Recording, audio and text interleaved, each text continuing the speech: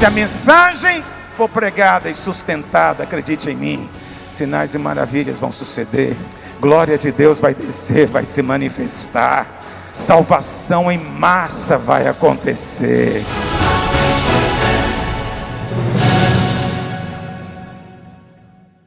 Muitos irmãos agora estão recebendo as minhas ministrações que eu ministro aqui em Goiânia, então acabou a novidade, né? Não tem mais nada novo para te dizer. Então eu também estou em paz, vou repetir tudo no seu ouvido, você vai ficar em paz de repetir também de novo. Eu só que espero que isso não impeça você de vir estar comigo aqui em nossa capacitação. Se você não tem recebido, eu nem sei como é que faz para receber. Como é que faz? Cadê o pastor Radamés para me falar? Eu sei que os irmãos mesmos tomaram essa iniciativa, não fui eu. Se você se cadastrar, eu acho que é R$20 que eles estão cobrando. É só ir lá no Ministério da Palavra, né? Então, é R$20, você recebe a ministração no domingo mesmo, né, um link no seu e-mail para você baixar lá no seu computador e ouvir, ok? Quantos estão recebendo? Deixa eu ver. Que bom, então tem chance de eu pregar algo novo aqui para os irmãos. Muito poucos estão recebendo, ok? Não é você não está obrigado a me ouvir, nada disso não. É só mais um recurso que você pode ter para abençoar você no Ministério da Palavra, ok? Às vezes você quer ministrar algo, isso é uma coisa interessante. Lendo é uma coisa, ouvindo às vezes é diferente. Você lê o texto, às vezes parece que não te toca tanto, mas você ouvindo a pregação, parece que explode algo no seu espírito. Então, eu recomendo você ouvir a palavra. Mesmo que você não vá pregar aquela palavra, não tem problema. Entende? Há um poder nessa ministração. Já ministrei para os irmãos em outras ocasiões, né?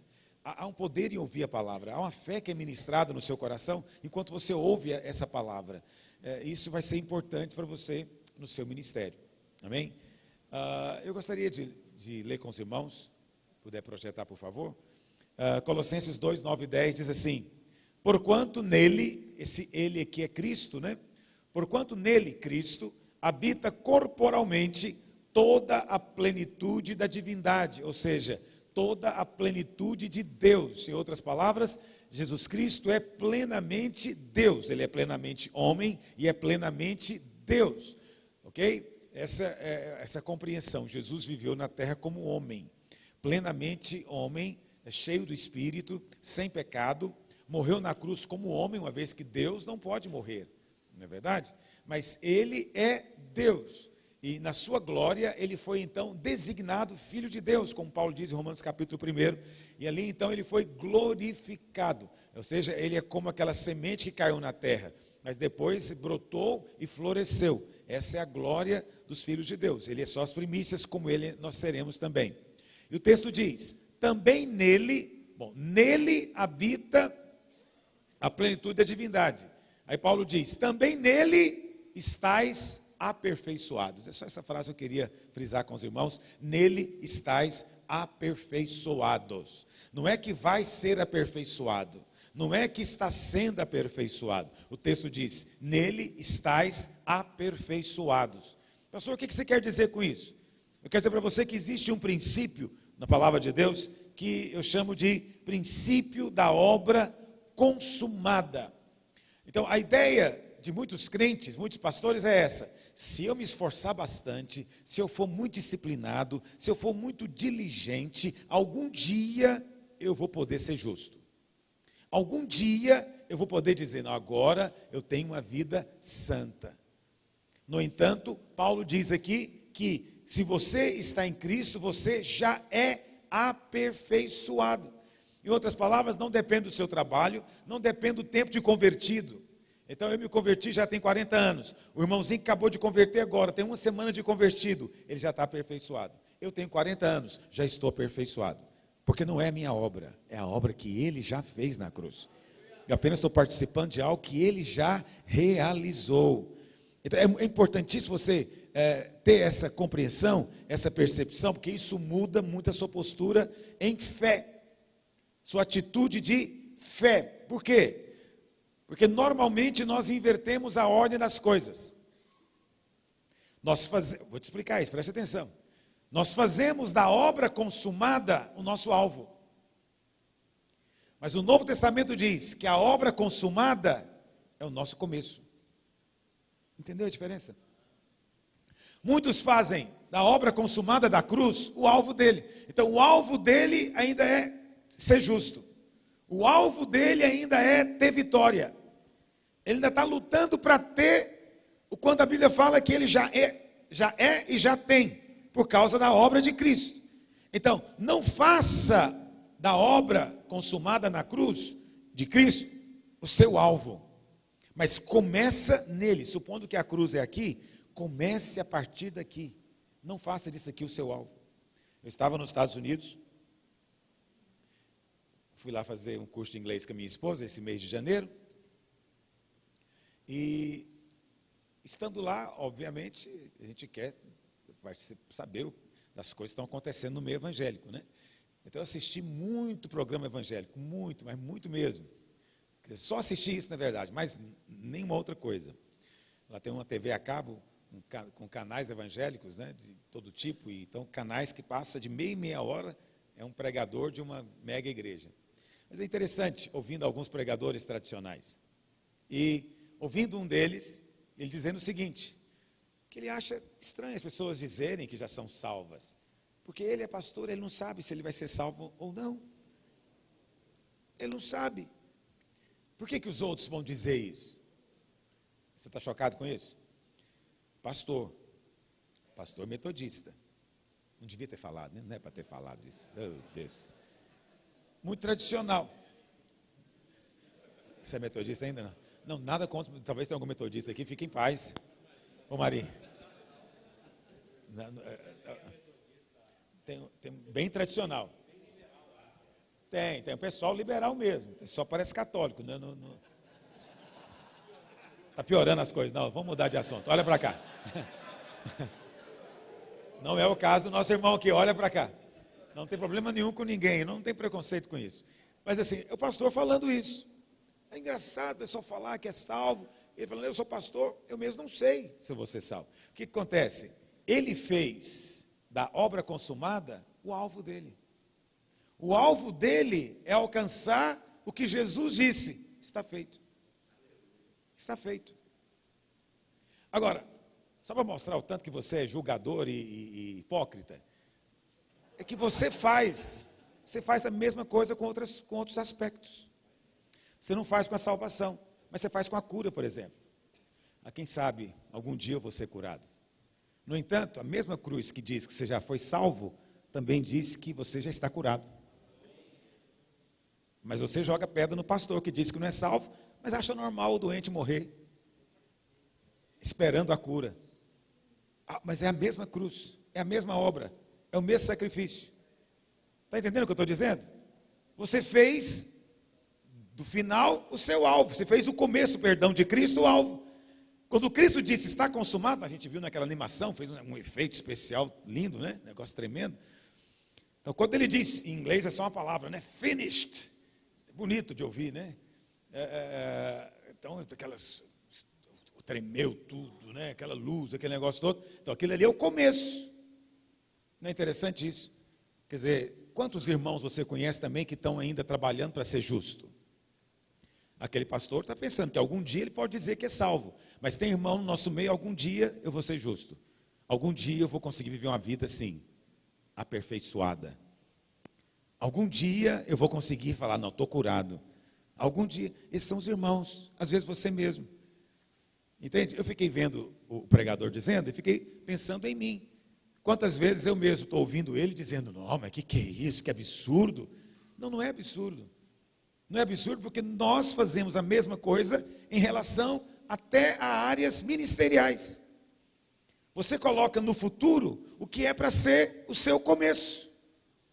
O que é para ser o seu começo? A obra de Cristo é a base, ela é o começo. Mas, pastor, eu não consigo entender essa afirmação de Paulo. De fato, ela é alucinante.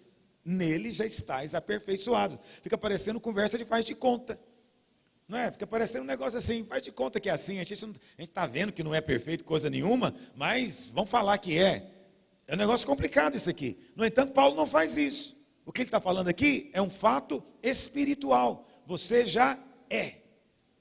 Entende? Então isso muda a sua abordagem. Pastor, o que você está querendo dizer com tudo isso? Para mudar a sua abordagem, a sua postura, a sua atitude muda quando você entende isso aqui. Então, por exemplo, eu vou orar numa batalha espiritual. Como é que é a abordagem bíblica para você começar uma batalha espiritual? É que você já venceu. Cristo já venceu. Nele eu já sou mais do que vencedor. Aí eu vou começar a batalha espiritual agora. Mas qual que é a minha postura na batalha? Já venci. Mas por que você está indo lutar? Porque eu já venci. É uma batalha desleal até com o diabo, porque ele já perdeu. Entendeu? Já está derrotado. Então eu não começo a guerra para vencer. Eu começo a guerra porque eu já venci. Entende? Então o ministério, eu não começo o ministério para vencer. Eu começo o ministério porque eu já venci. Exatamente, esse é o engano de alguns irmãos. Eu ensino muito e eu sei que há poder grande na confissão da palavra. Há poder na confissão da palavra. Entende? Mas muitos irmãos, eles confessam a palavra diferente do que é a verdade da palavra. Aí não funciona. Entende? Por quê? Alguns estão aqui almejando o que já é consumado. Então eles ficam confessando para virar realidade. Entendeu? Então ele acha que está derrotado, mas ele fala, eu confesso, eu vou vencer, eu estou vencendo, eu vou vencer. Mas ele dentro dele, ele está na posição de quem ainda não venceu. Essa confissão não funciona. Ele acha que pelo muito repetir, vai transformar em verdade. Se eu repetir muitas vezes, vai virar verdade. Essa é a confissão que não produz coisa alguma. Qual é a confissão que tem poder? Não é a que eu confesso para virar verdade. É aquela que eu confesso porque já é. Entendeu a diferença? Então, eu confesso a verdade. O diabo está debaixo dos meus pés. Não é que vai ficar. Não é que eu estou torcendo para ficar. Não é que eu vou repetir isso aqui para ficar, não. Eu estou confessando, declarando diante do mundo espiritual porque já é assim. A verdadeira confissão é baseada no que já está feito, no que já está pronto. Então, quando eu falei hoje para você que você é justo, esse é um princípio tão importante para você como pastor. Não tem jeito de ter um ministério, não tem jeito de você conseguir ser pastor, se você não começar desse ponto. Mas qual que é o problema? Vamos ser francos. Os irmãos estão ainda tentando se tornar justos para se qualificar para receber a bênção. Entendeu? Você está tentando ainda, você está almejando o começo. O seu alvo final é só o começo de Cristo. Você está o tempo inteiro procurando se qualificar. Então ele está sempre achando que não está pronto para receber a bênção de Deus. Sempre está achando que a bênção é grande demais. Que as coisas são grandes demais. É complicado, porque muitos irmãos, até pastores, eles ficam fazendo a oração do pecador, achando que está agradando a Deus. Vou te falar uma coisa com muito amor e carinho. Se você chega diante de Deus hoje como pecador, Deus não te ouve. Deus não vai ouvir sua oração. Porque se você chega diante de Deus como pecador, você está dizendo que a obra de Cristo não foi suficiente. Você está dizendo que não funciona. Você está desonrando a Cristo. Se você desonra a Cristo, o Pai não pode te ouvir. Ele só pode ouvir quando você exalta Cristo. Sabe quando você exalta Cristo? É quando você fala, a obra dele foi perfeita, nele já estou aperfeiçoado. Então eu não chego mais como pecador, eu chego como justo diante do Senhor. Totalmente diferente. Aí você fala, pastor, mas a Bíblia fala que tem que orar com o pecador. Às vezes eu fico ouvindo as orações dos irmãos, eu faço isso com amor e carinho. Eu não ouço para julgar, eu ouço para instruir. Porque você mede a maturidade espiritual da pessoa pela oração dela. Quando você vê ela orando, é uma oração que não tem argumento espiritual. É uma oração que não tem base espiritual. É uma oração puramente emocional. Você vê que ela ainda é criança. Porque ela tenta convencer o pai com base na choramingança. Não é assim que criança faz? Quanto mais criança, mais faz barulho na oração, mais choraminga. Eu quero, sabe o que eu quero? Fala direito, menino. Eu quero. Horror. À medida que vai crescendo, como é que funciona? Pai, eu quero isso por causa disso e disso, porque eu preciso disso. O argumento às vezes não é bom. Todo mundo tem, só eu que não tenho, sou teu filho, pega mal para o senhor. Entendeu? Mas pelo menos tem um argumento. O pai pode dialogar com ele. Entendeu? Mas quando é muito criança, é na base da emoção. Então, quando você vai orar, você precisa ter base bíblica para orar. Inteligência espiritual para orar. Então, preste atenção. Você lê na Bíblia, que o pecador e o fariseu, foram no templo, subiram para orar. Não é verdade? O fariseu, não vou nem contar para você, foi reprovado.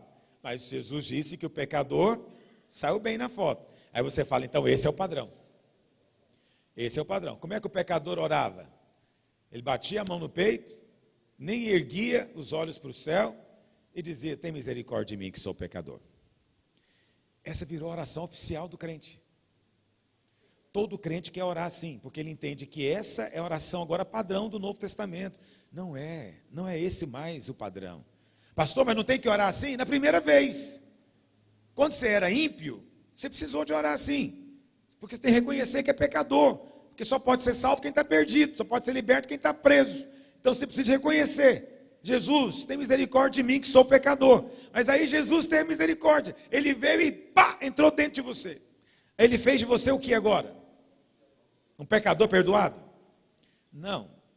O céu não é lugar de pecador perdoado. O céu é lugar de filho. Filho.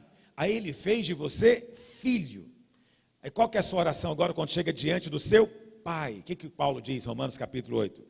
Que o Espírito faz o quê? Ele clama, Abba. Abba. Oh, é totalmente diferente.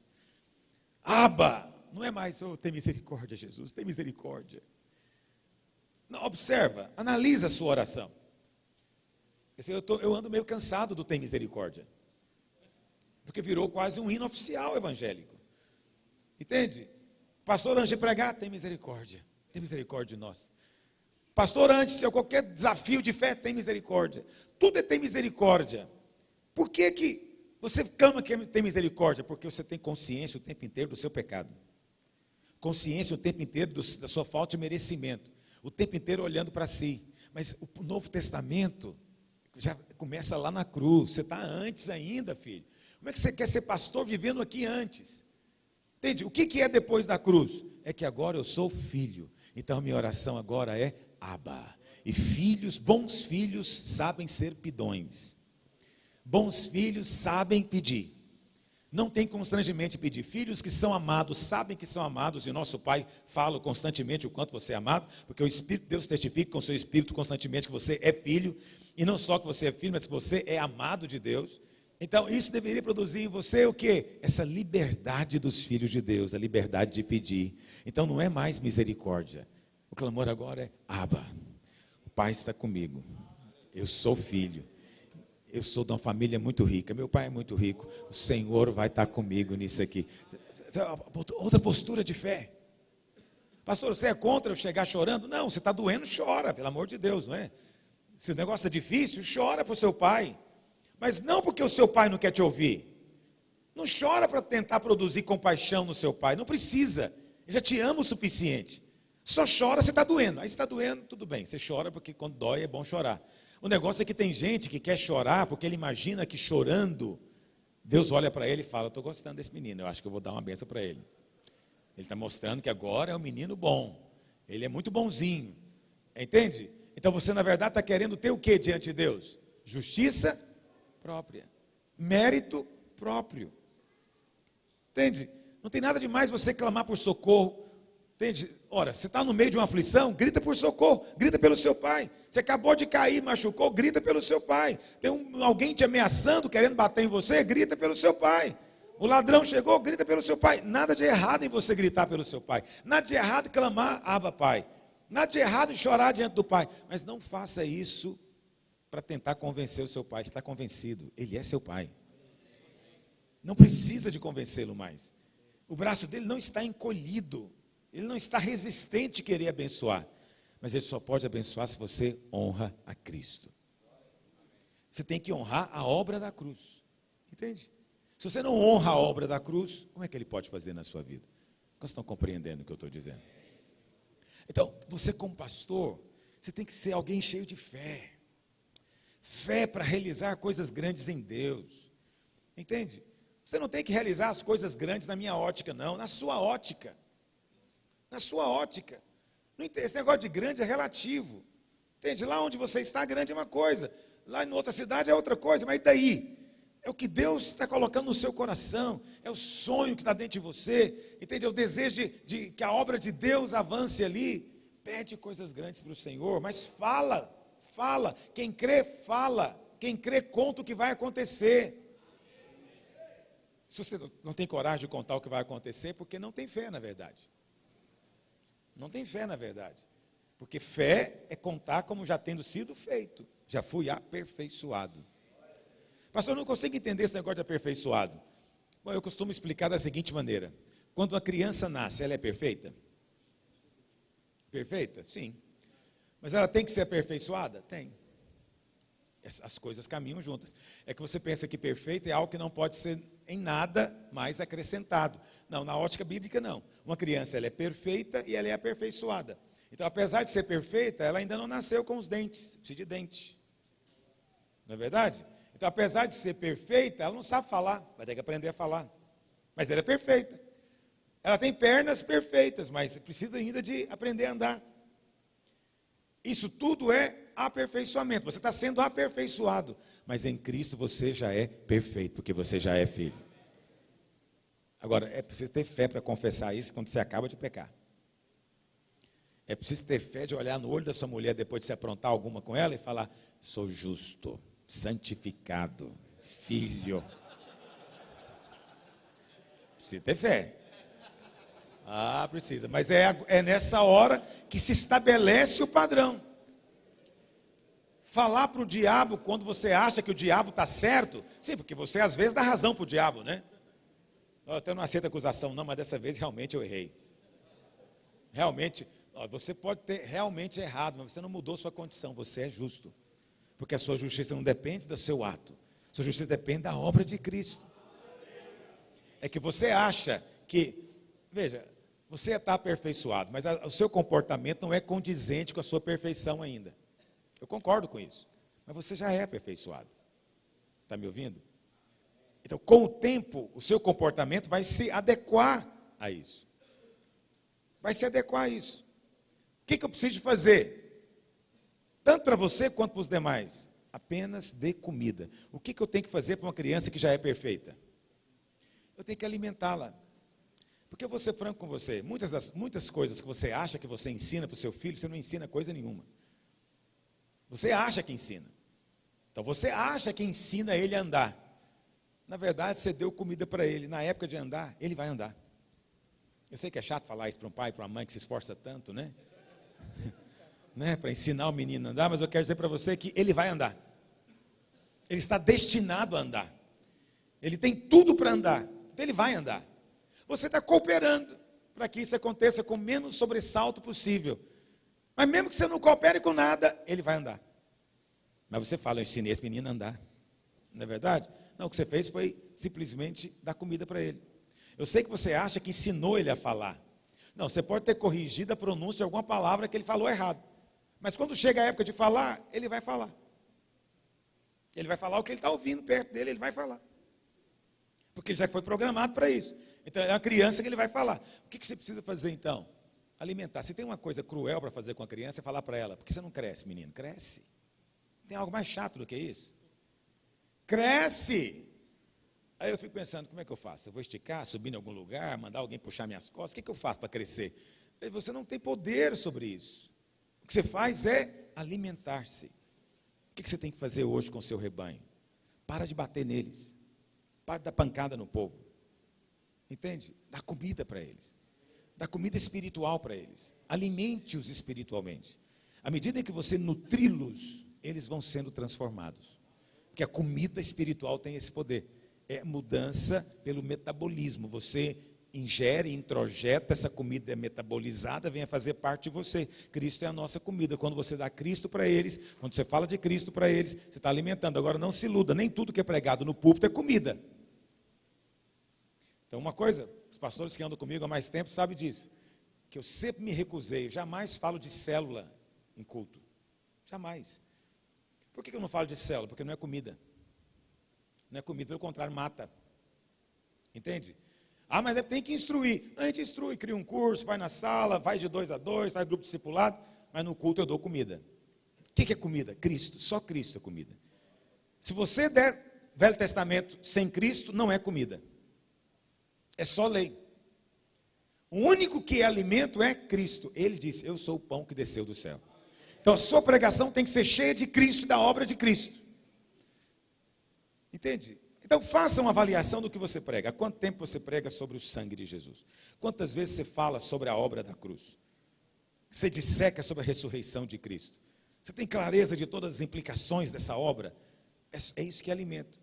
Cristo, sua obra, Cristo, seu poder, Cristo pelo Espírito, Cristo presente, tudo isso é alimento. Nós gostamos muito de ensinar para as pessoas como é que é o segredo para ter um casamento feliz. 10 passos de como prosperar.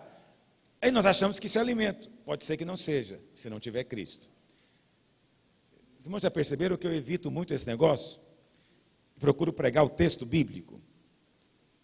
Porque endossamento não tem isso. Não tem fórmulas. Tem uma pessoa. Entende? Você não tem que aprender métodos. É uma pessoa. É tudo uma questão de relacionamento. Mas nós gostamos de fórmulas, gostamos de sistematizações. Quanto mais sistematizado, mais a gente acha que o negócio está evoluindo. Pelo contrário, quanto mais sistematizado, mais humano se tornou. Entendeu? Porque o segredo de tudo é o seu relacionamento com o Pai. Você é filho. Nutra-se dele. Amém, meus irmãos? Bom, vamos voltar para cá. Se a obra consumada é o está consumado que Cristo disse, deve ser o nosso começo. Se isso deve ser o nosso começo, e não o fim, como muita gente às vezes transformou, então eu gostaria de mostrar 3, poderia ser mais de 3, eu escolhi 3. 3 coisas que Jesus disse depois que ele ressuscitou. Por quê, pastor? Porque a vida cristã começa aqui, no Cristo ressurreto.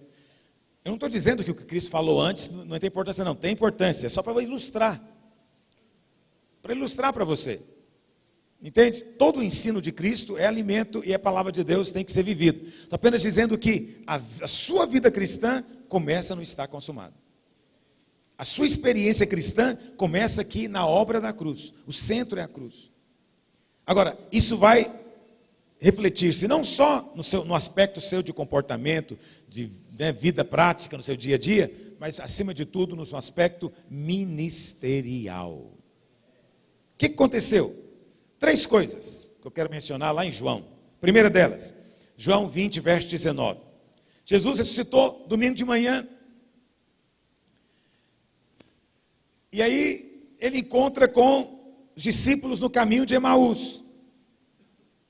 Bom, isso está descrito lá em Lucas, mas é o mesmo evento. Ele encontra os discípulos no caminho de Emaús, chega para os discípulos e fala, escuta, o que vocês estão conversando? Quais são as novas?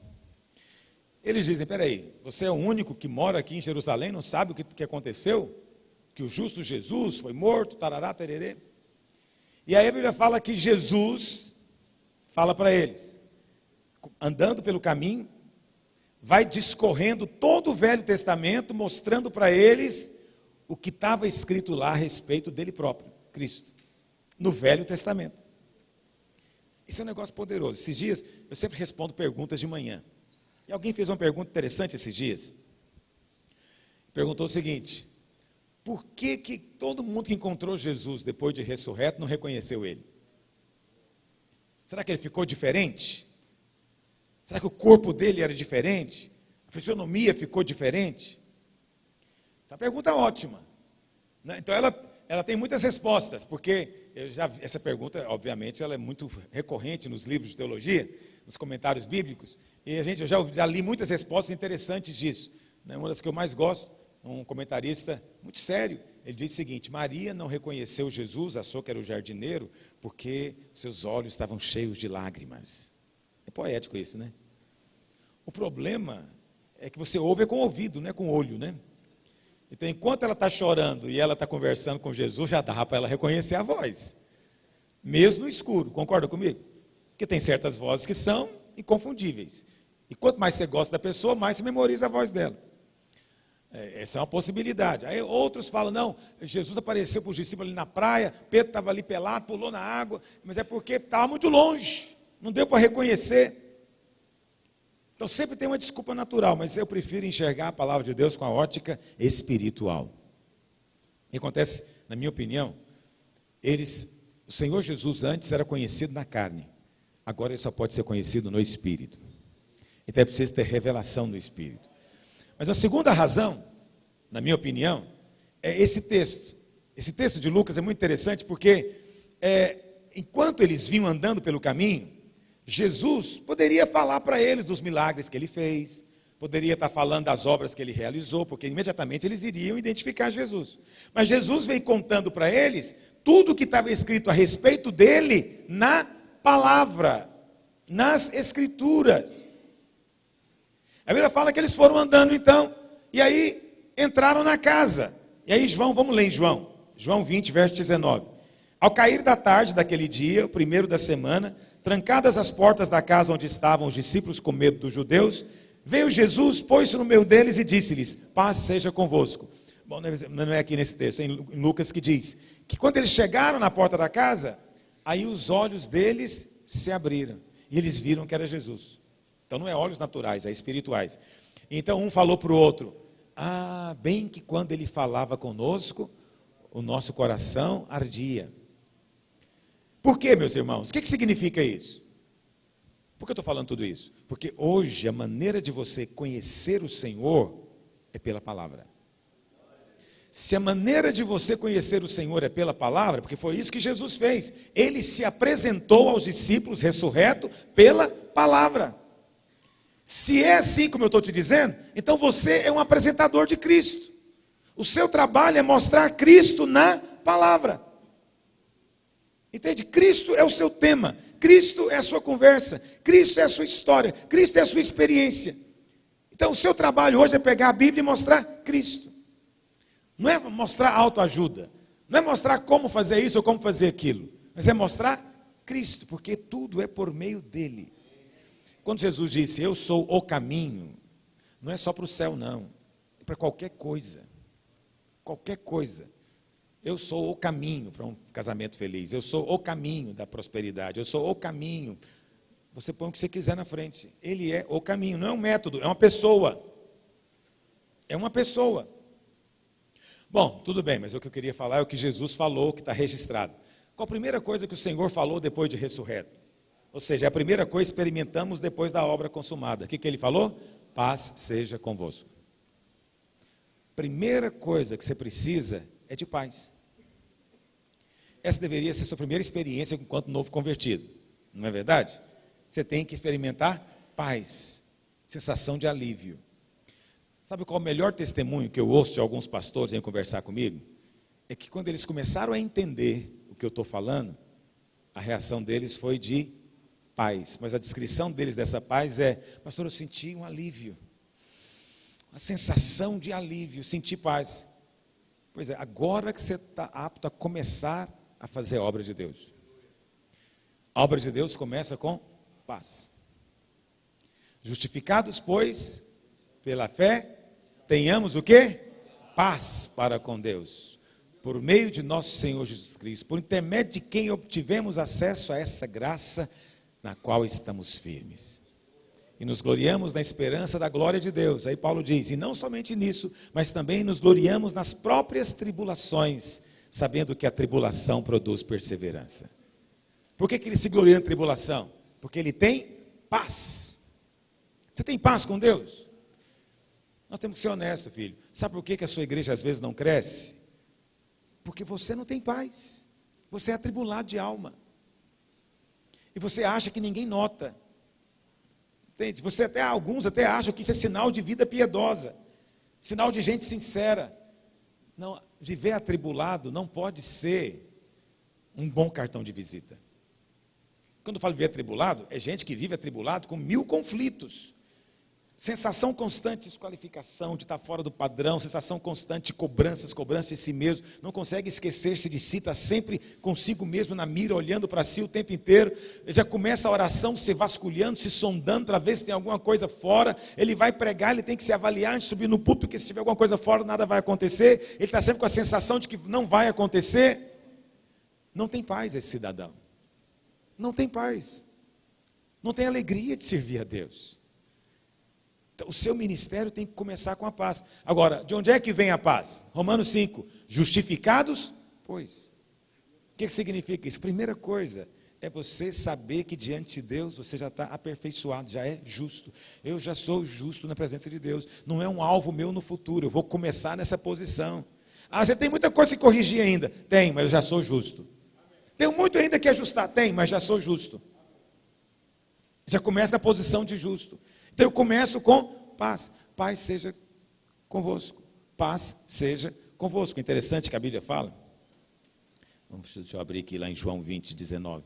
Os irmãos estão lendo lá?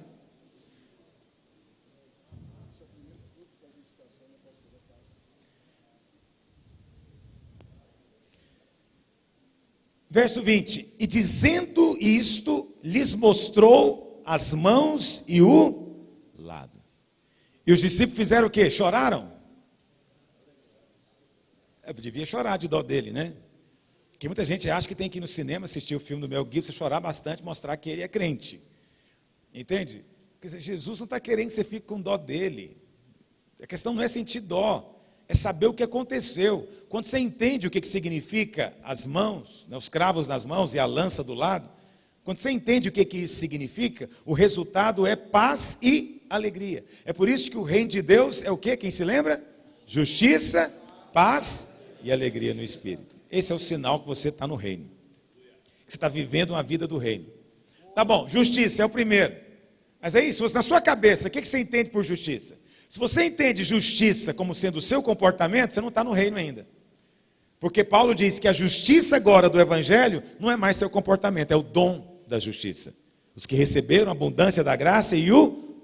Então, o reino de Deus é justiça. É essa justiça, Cristo. E essa justiça produz paz e alegria. A base de sentir paz e alegria são os cravos nas mãos, é o perdão da cruz, é a obra da cruz, é o que já foi realizado. Aí quando você medita nisso, quando você prega sobre isso, o resultado tem que ser uma sensação de alívio, de paz. Posso viver a minha vida cristã com alegria. Entendeu o que eu estou dizendo? É muito importante você pregar em paz. Você tem que pregar em paz. Eu não sou tão preocupado que a sua pregação seja profunda, extraordinária, que eu nem preocupo com a minha, inclusive, tem que ser assim. Não sou preocupado com isso. Eu só sou preocupado com o seguinte, que tenha vida, vida, vida. Vida é realidade. Você não sabe explicar o que é, mas você sente quando tem. E um problema comum, recorrente em todo lugar, é morte, é terrível. É um programa atrás do outro na televisão, mas morto. Tem canais de televisão no Brasil. Eu paro para ver morte, morte, só morte. Muita morte, não há vida. Se houver vida, vai haver alimento e vai haver edificação. É preciso que haja vida na sua pregação.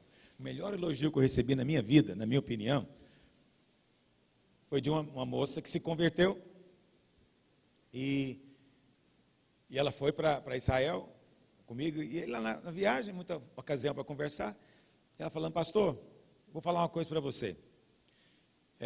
Eu sempre fico olhando para você e fico pensando o que é que você tem de especial. Eu falo, nada de especial. Ela falou, pois é, também concluí isso, tem nada. É muito bom quando você fala, quando o outro fala é chato pra caramba. Mas tudo bem. Quando a gente mesmo fala que não presta, tá bom, mas quando o outro fala, você fala, mas peraí, não é assim também não. Mas aí ela concluiu, ela falou, pois é, não tem nada diferente em você. Ela falando, mas Deus me mostrou o que é que tem em você. Ela falou, quando olho para você, nos seus olhos, você me passa a imagem que você é uma criança. Não é que ela estava dizendo que eu era infantil, não é isso. Mas que eu tinha atitude de criança. Eu olhei para ela e falei, a melhor coisa que você podia me falar é isso, porque o reino dos céus é daquele que é criança. Agora, quem que é criança? Criança é aquela que não lembra dela mesma. O olho dela brilha, porque ela é cheia de paz e de alegria. Então o olho dela brilha. Então você precisa de ser alguém que esteja pregando, esteja aconselhando, esteja onde for, você está cheio da vida de Deus. Você não está mais assombrado com medo de juízo, com medo de cair um castigo do céu na sua cabeça. Entendeu? Você está com a expectativa de coisas boas. Qual que é o problema? É que você vai viver com alguma expectativa. Muitos de nós vivemos com a expectativa do mal, o tempo todo. A expectativa de que vai ter punição, de que vai ter pancada, de que vai ter juízo. Ele vive nessa expectativa. Quem vive nessa expectativa está sempre com o olho embaçado. Está sempre cansado, porque a alma dele cansa. E tudo para ele fica cansativo. Mas quando você tem expectativa de coisas boas, você fica esperando que coisas boas vão acontecer. Entendeu? Eu tenho santas expectativas. Tem dia que aumenta mais do que outros. Ontem o Cristo estava aqui na minha reunião, apareceu um cidadão querendo me vender um imóvel, né? Acho que ele fica assustado. Chegou aqui, falou, fulano está aí, queria falar com você. Ah, deixa entrar. Não, eu queria vender um imóvel para você. É mesmo? Quanto que é esse imóvel que você está querendo vender? 100 milhões. Eu olhei e fiquei pensando. Essa vida realmente é maravilhosa. O cara, ele olhou para mim e falou, esse cidadão tem dinheiro. Ele olhou e falou, tem. Vou lá vender para ele isso aqui de 100 milhões. Aí ele perguntou, pastor, eu quero saber, você está interessado ou não está? Falei, rapaz, interessado até eu estou. Mas se eu te falar que eu não tenho nenhum centavo, não tem nem como te falar nada. Faz uma proposta. Como é que você faz proposta num negócio desse tamanho? Não tem que fazer nada. Mas presta atenção. Se você vive na expectativa de coisas boas, você fica pensando, por que será que Deus permitiu esse cidadão aparecer aqui? Será que o diabo está querendo me dar algo de 100 milhões? Não, não deve ser Deus. Então Deus está querendo me abençoar. Eu sou desse tipo, eu já fico alegre. Eu falo, então, Deus está com planos a meu respeito. Alguma surpresa pode vir a acontecer por aí. É só isso que eu quero saber. Eu falei, tá bom, interessado eu estou. Presta atenção, eu estou falando de expectativa. Entende? Tem gente, depois de ouvir uma proposta dessa, ele fica deprimido. Eu não me divirto. Sabe por que eu me divirto? Porque eu sei que Deus tem pensamentos bons. Então, há uma santa expectativa. Qual que é a sua expectativa? A primeira palavra do Senhor foi, paz seja contigo. Tem que ter paz no seu coração. O púlpito tem que ser um lugar de liberdade para você. Você não tem que ser nenhum comediante, você não tem que ser uma pessoa extrovertida, nada disso. Só tem que ter paz. Você sabe quem tem e quem não tem. Você sabe, quem tem paz é alegre. E eu me divirto muito. Se você pegar meus CDs de pregação, eu tenho o costume de responder perguntas aqui. Né? Minha esposa, ela fica no banco lá, sempre, né, me regendo, né? Ela fala...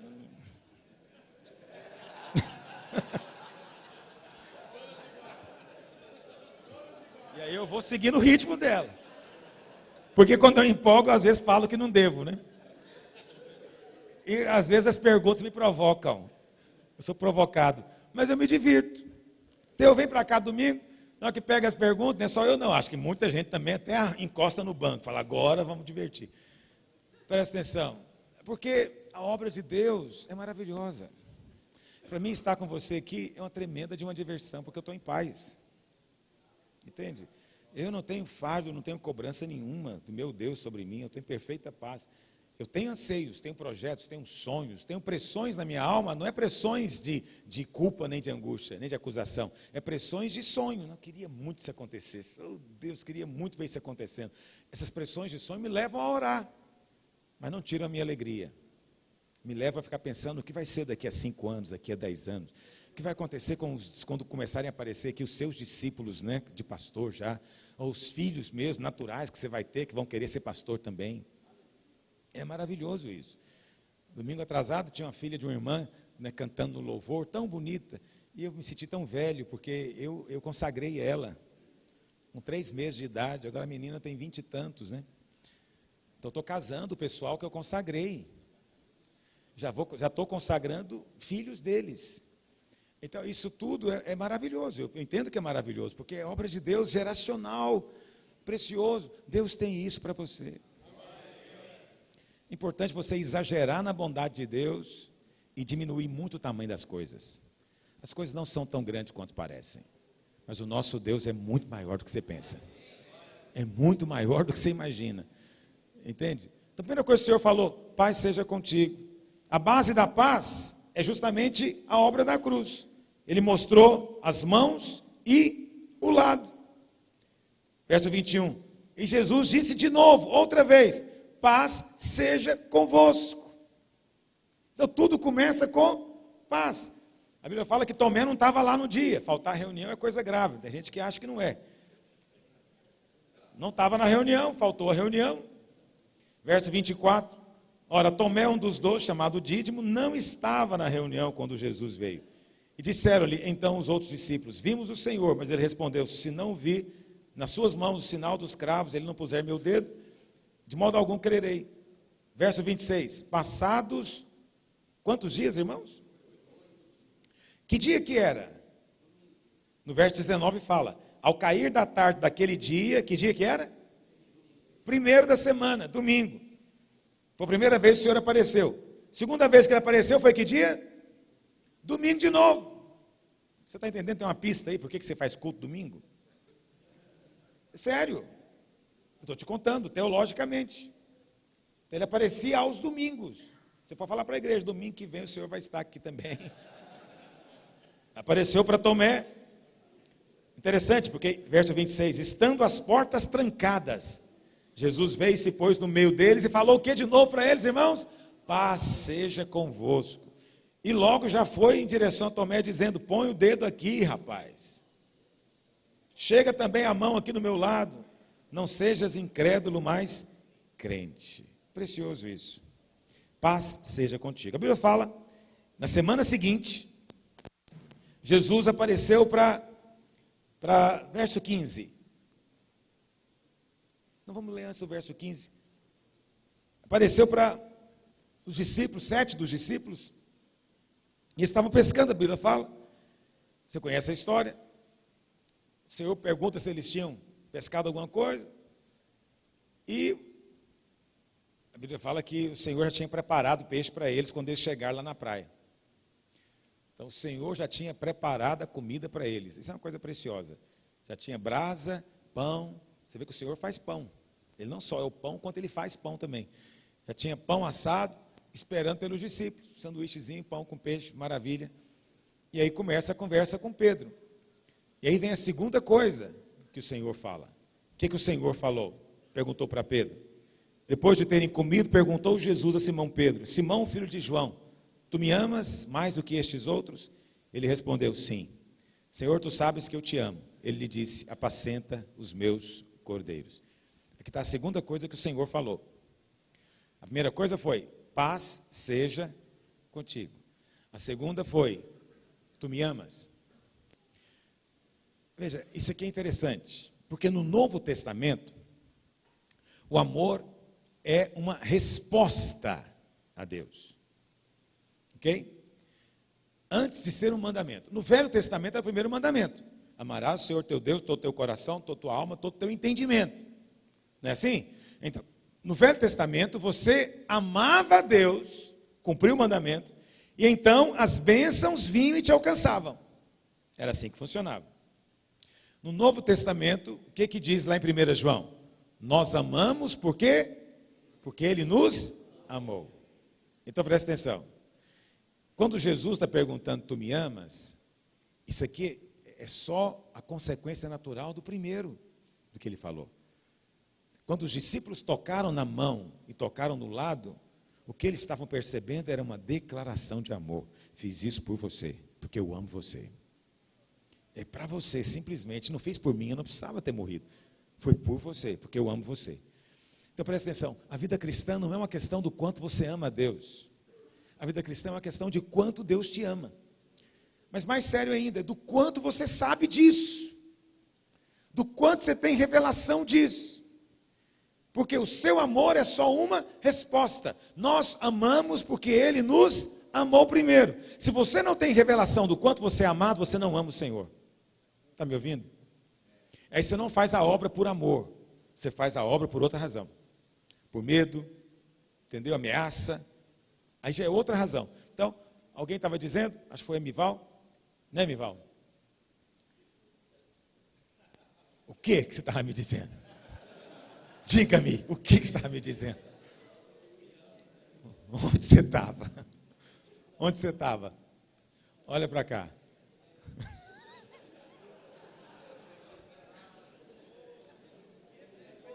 Ele estava me dizendo o tanto que ele é amado.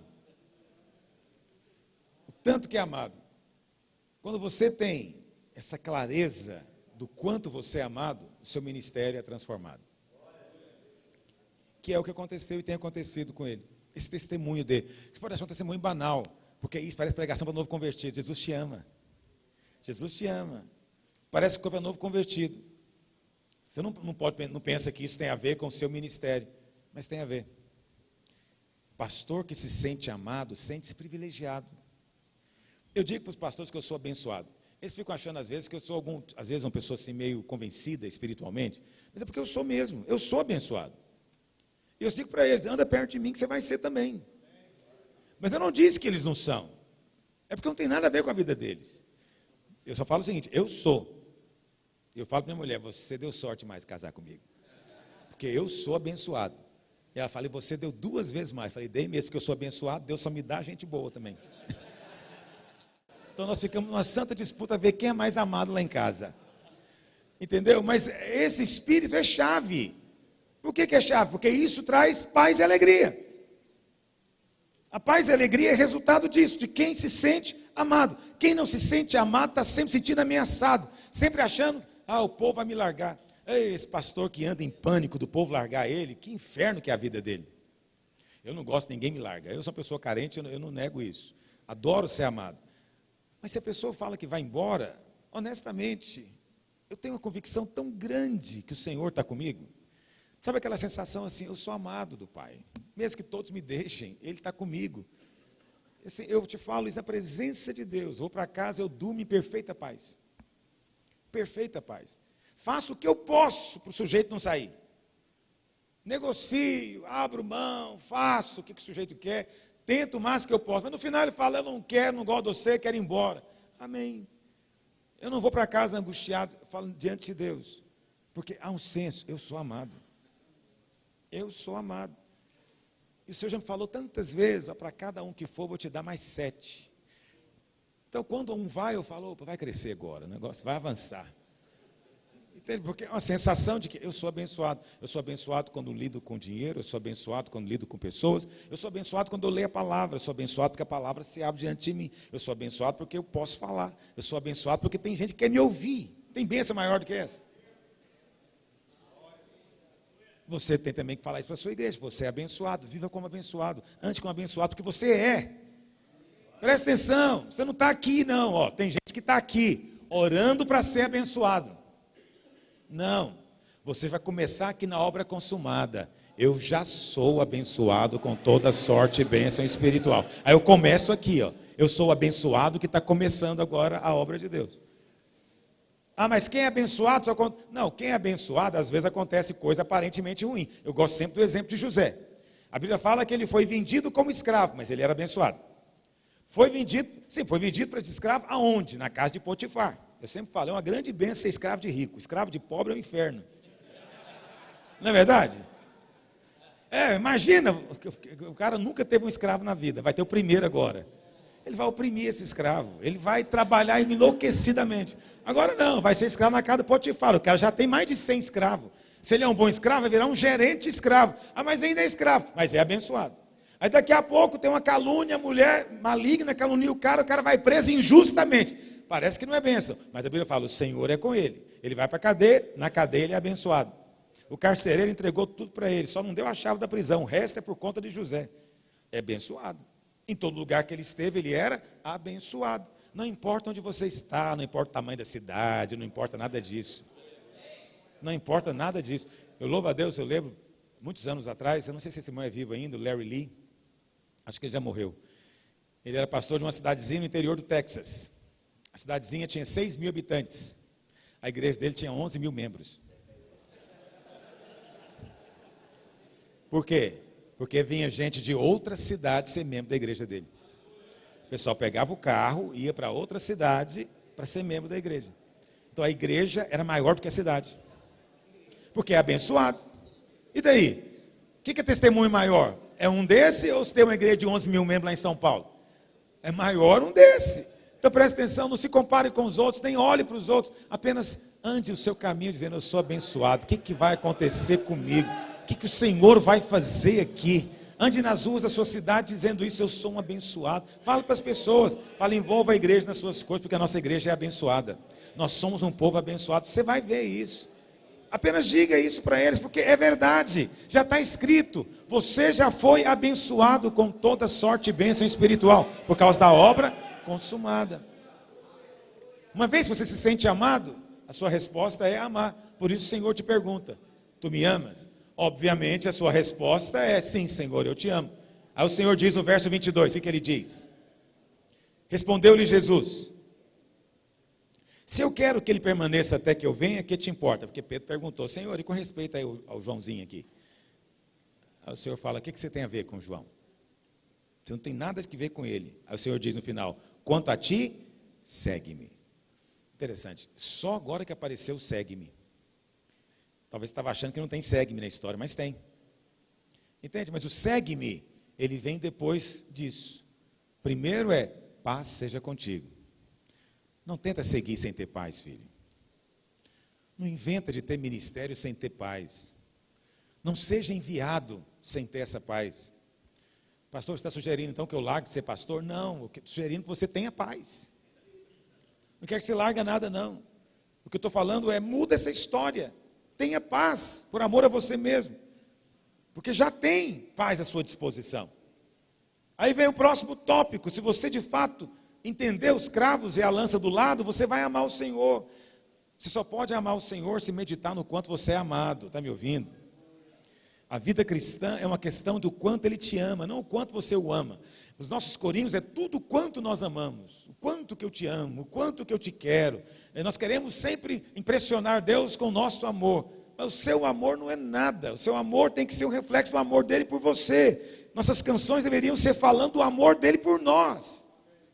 Deveria ser contando o quanto ele nos ama, porque quanto mais você entender que você é amado, mais você vai corresponder a esse amor.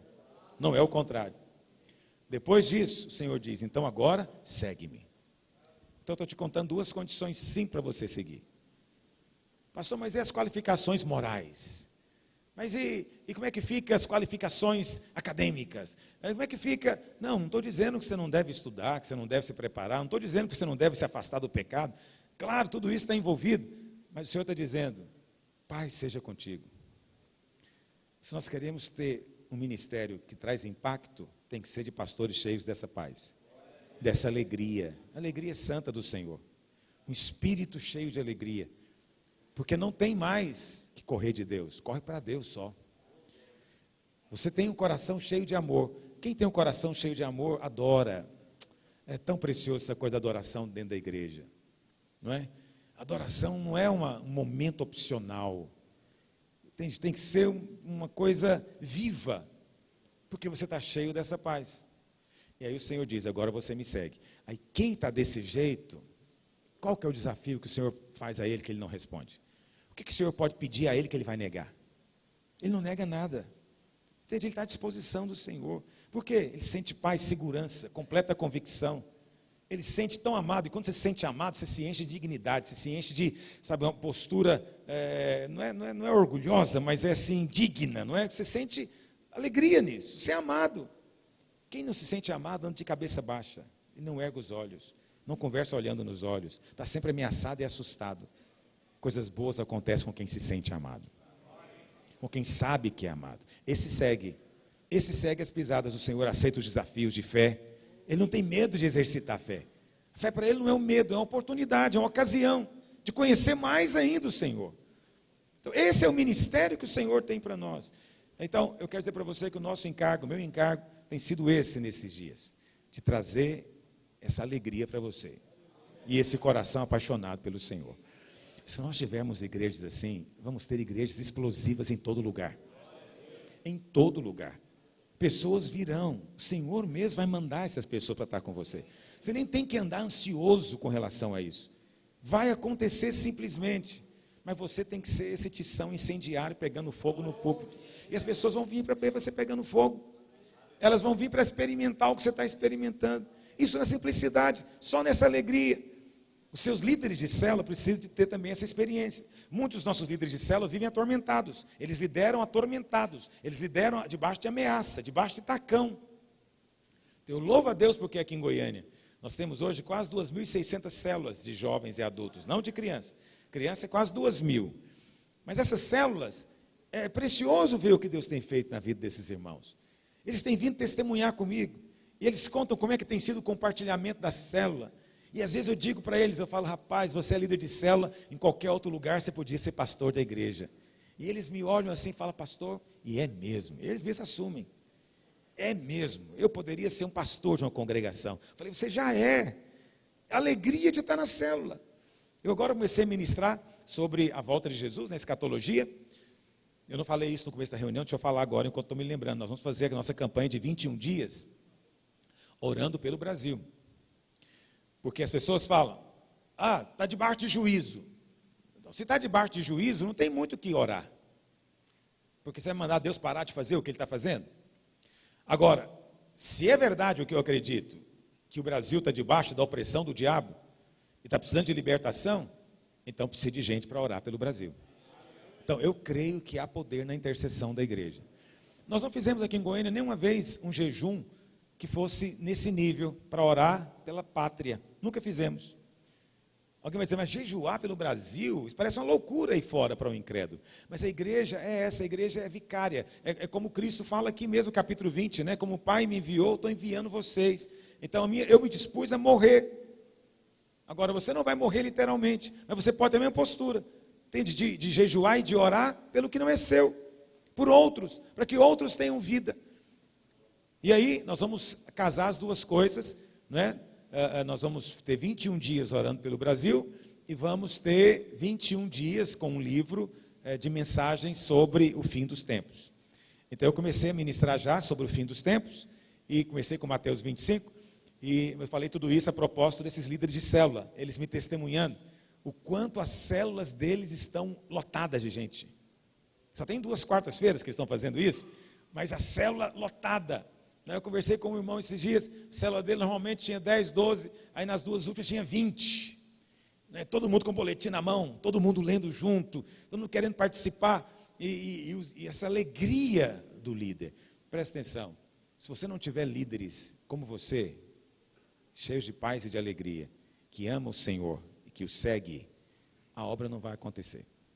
Não haverá impacto espiritual nenhum. Então, é muito mais do que ter uma estrutura organizada, grupos acontecendo. Não, é gente cheia de alegria fazendo isso.